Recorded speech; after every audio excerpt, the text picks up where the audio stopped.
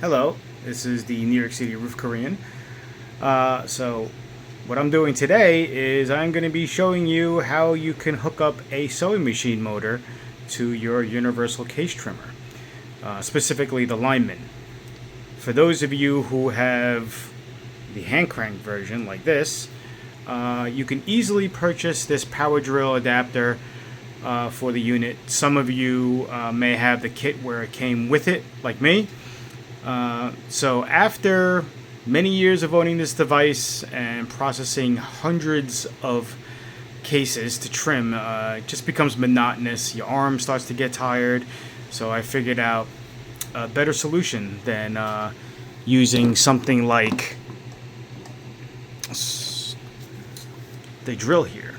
So if you have the drill, it's just kind of annoying because your drill just hangs there, and you have to depress the button, and it just kind of has additional hand movements which can slow down the whole process. So what I did was I purchased this sewing machine motor from Amazon for roughly $35, and it is foot control activated, so you don't have to have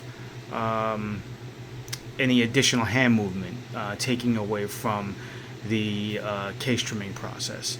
So all I did was purchase this 6mm to 6.35mm coupler. Unfortunately, it is smooth on both ends.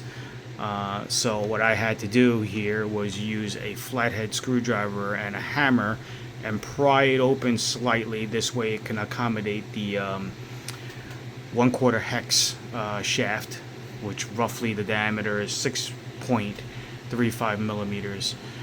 The set screw still goes in without any issues. So once I got the set screws in, it was no problem. It's very stable. The shaft for the drill adapter is very strong, and so is the shaft on the motor.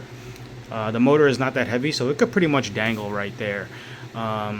There is very good movement on the boom for the case trimmer.